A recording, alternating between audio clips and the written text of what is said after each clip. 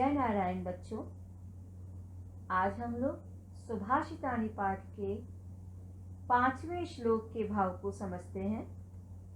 इसकी पंक्तियां इस प्रकार से हैं। विहाय पौरुषम यो हि दैवम एव अवलंबते प्रासाद सिंहवत तस्य मूर्धिन तिष्ठन्ति वायसाः। इन पंक्तियों का अन्वय अगर किया जाए तो वो इस प्रकार से ये है। यो हि पौरुषम विहाय दैवम एव अवलंबते प्रासाद सिंहवत तस्य मूर्धिन वायसाः तिष्ठन्ति। अब कुछ कठिन शब्दों को हम लोग जान लें। विहाय अर्थात छोड़कर, पौरुषम यानी मेहनत को, यह अर्थात जो, ही यानी निश्चय ही, दैवम यानी भाग्य को, एव का मतलब ही, अवलंबते यानी सहारा लेता है, प्रासाद सिंहवत यानी महल के द्वार पर बने सिंह की तरह, तस्य यानी उसके, मूर्धिन यानी सिर पर, तिष्ठन्ति यानी बैठते हैं, वायसाः अर्थात कौवे। अब अन्वय के अनुसार इसके भाव को समझने की कोशिश करते हैं। यो हि पौरुषम विहाय दैवम एव अवलंबते, जो व्यक्ति निश्चय से पुरुषार्थ छोड़कर भाग्य का ही सहारा लेते हैं, प्रासाद सिंहवत तस्य मूर्धिन वायसाः तिष्ठन्ति, महल के द्वार पर बने हुए नकली शेर की तरह उनके सिर पर कौवे बैठते हैं। कहने का भाव ये है कि जो व्यक्ति पुरुषार्थ को छोड़कर भाग्य का सहारा लेता है, वो हमेशा उसी तरह से समझा जाता है जैसे महल के द्वार पर बने हुए नकली शेर के ऊपर बैठे कौवे। फिर से इसके भाव को समझते हैं कि व्यक्ति को कभी भी अपने भाग्य पर निर्भर नहीं होना चाहिए, बल्कि सदैव अपना पुरुषार्थ करते रहना चाहिए। भाग्य पर भरोसा करने वाला ऐसा व्यक्ति सदैव दिखावा ही करता है। बच्चों, अब हम लोग सुभाषितानी पाठ के 6ठे श्लोक के भाव को समझते हैं।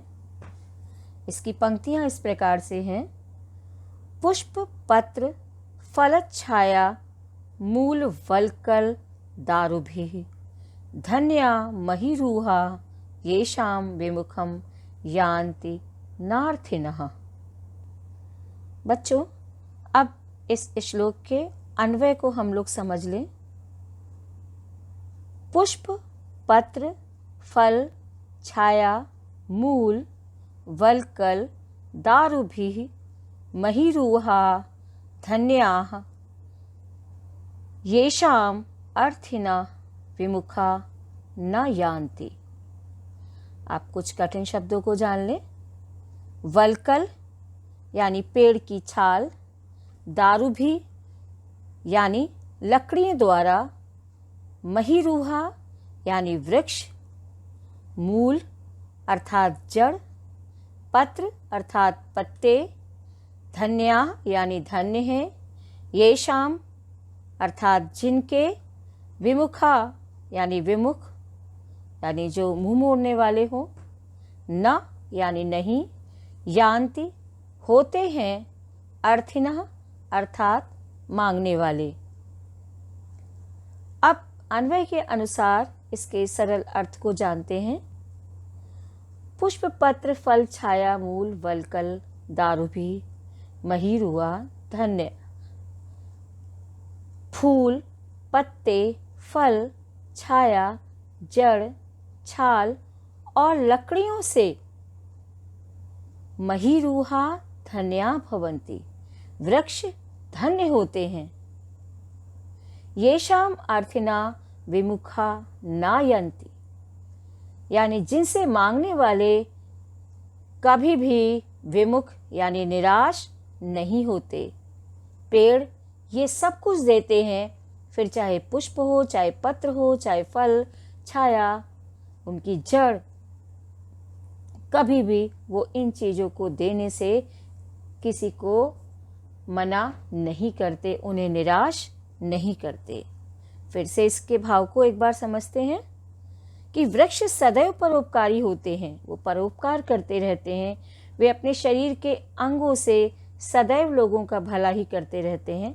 और शरीर के अंग आप समझ गए होंगे, जो अभी ऊपर मैंने आपको बताए, फूल, पत्ते, फल, छाया, जड़, छाल, लकड़ी, ये सब वृक्ष के अंग हैं जो वो हम लोगों को दान में देते रहते हैं। हमें भी वृक्षों की तरह हर प्रकार से लोगों की ही नहीं अपितु समस्त जीवों की सेवा करनी चाहिए। बच्चों, अब हम लोग इस पाठ के 7वें और अंतिम श्लोक के भाव को समझते हैं, जिसकी पंक्तियां इस प्रकार से हैं। चिंतनीया ही विपदाम आदाव एव प्रतिक्रियाः न कूप खननम युक्तम प्रदीप्ते वहिन्ना गृहे। बच्चों, अब हम लोग इसके अन्वय को जान लें।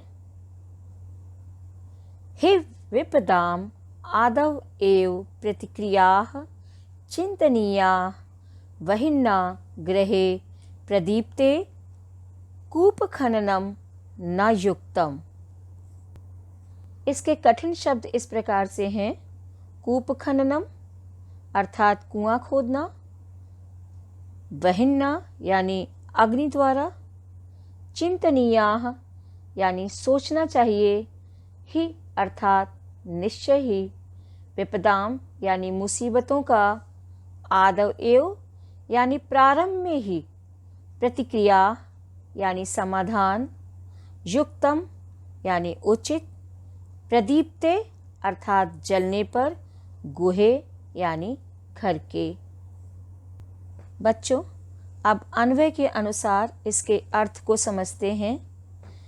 हे विपदाम आदव एव प्रतिक्रियाः चिंतनीयाः। निश्चय से विपत्तियों का शुरुआत में ही इलाज सोच लेना चाहिए, अर्थात उसका समाधान सोच लेना चाहिए। वहिन्ना गृहे प्रदीप्ते कूप खननम न युक्तम। आग से घर के चलने पर, गृहे प्रदीप्ते वहिन्ना यानी आग, गृहे यानी घर के, प्रदीप्ते जलने पर, कूप खननम न युक्तम कुआं खोदना उचित नहीं होता। अब इसके भाव को फिर से एक बार समझते हैं कि प्रत्येक मनुष्य को समस्या का प्रारंभ से ही समाधान ढूंढकर रखना चाहिए, जिससे यदि समस्या आती है तो वह मुसीबत ना बन जाए। इसी में मनुष्य की भलाई है। समस्या सामने आ जाने पर समाधान ढूंढना उचित नहीं होता है, उस समय ढूंढा गया समाधान व्यर्थ ही जाता है।